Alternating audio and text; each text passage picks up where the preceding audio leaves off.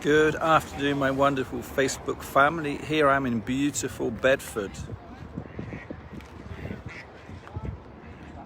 This is a town that's probably about just an hour from London. It's got a beautiful river. I never knew anything about this town before I arrived here, literally 2 minutes ago.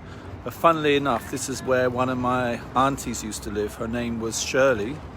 She was the youngest headmistress in the UK in her time. Unfortunately, she's passed away now. And she was my mum's sister.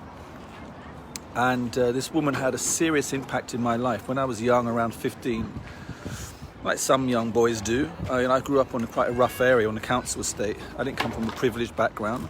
And when I was 15, I was hanging out with the wrong crowd. I was probably one of the wrong crowd. We all say I was hanging out with the wrong crowd, but we actually forget we weren't one of the wrong crowd at some point. And I got in trouble with the law, and my auntie came down, my Auntie Shirley, and gave me some very timely advice. She said, listen, Vincent, the people that you surround yourself will have a very strong impact on how you behave and what you do in life. And unless you want to end up in prison, like some of your friends' older brothers, and like some of your friends, it's amazing, so I'm going to interrupt, it's amazing, I love rowing, and there's some people rowing down the river.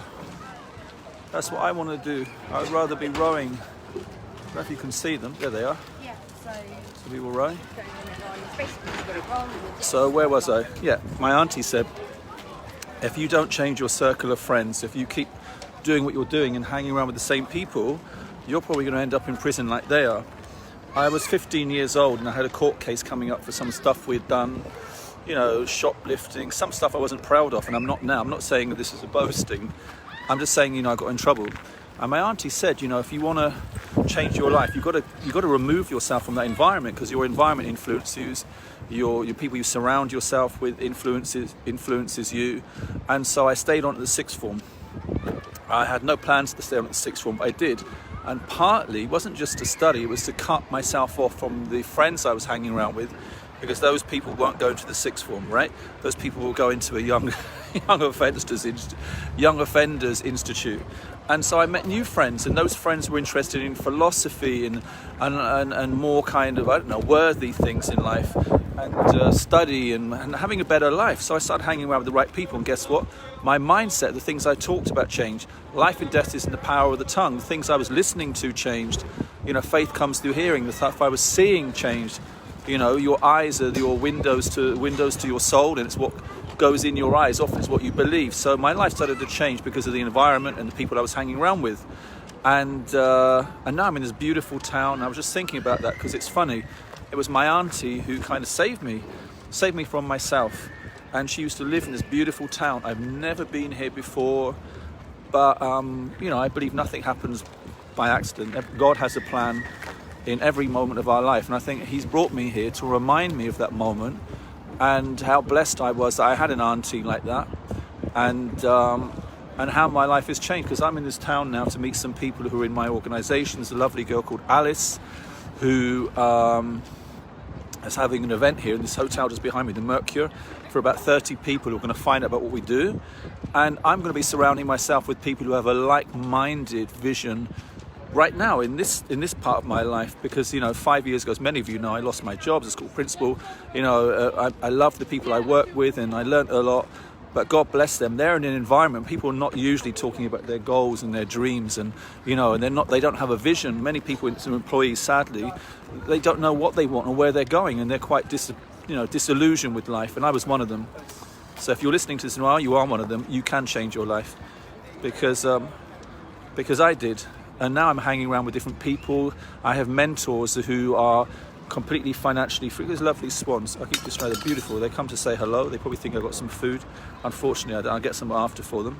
And, so I'm going to have this event here and help some people to find out some information that potentially could change their life if they take action. If they don't, it's fine. But if they do, we can help them to change their life, because I can't think of anything better to do with my time.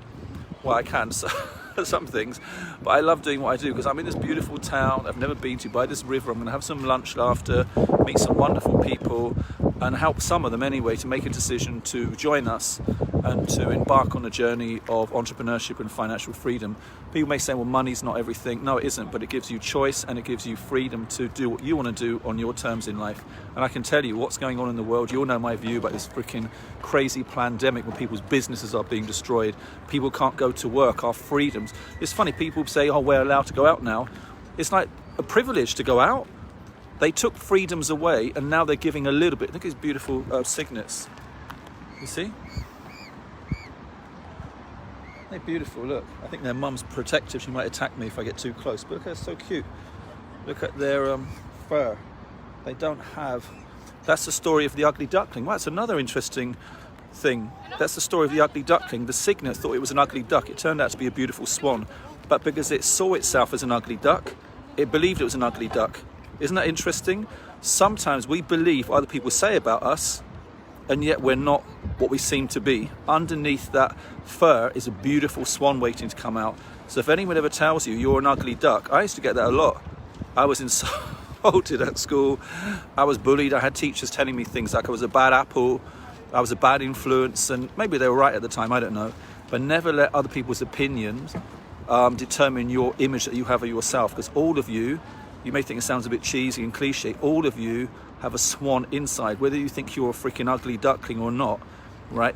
Don't believe what people say about you and your external self-image, because that cygnet that's down there, if someone told it was an ugly duckling, it has no idea probably, unless it looks at its parents, that one day it's going to be a beautiful swan. So on that bit of a long story, I just intended to come on here for a minute.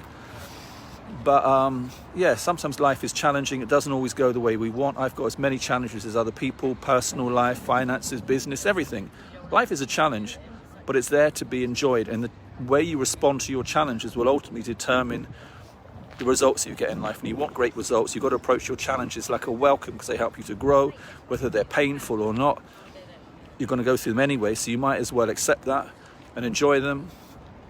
And then you can come to a place like this, a beautiful place like this, meet some new people, and give them some information that, like I said, can help them change their life. So God bless you all. If you ever want to know what I'm doing, what I'm rambling on about sometimes, let me know. Because a lot of people think we're here selling things all the time, and I'm not. I am very passionate about what I do, so I'm not ashamed of sharing it.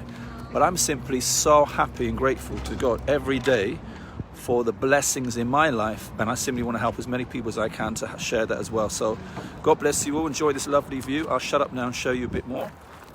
There we are. It's lovely. You can go rowing, you can learn to row. Life is what you make it. God bless. I'll see you all soon.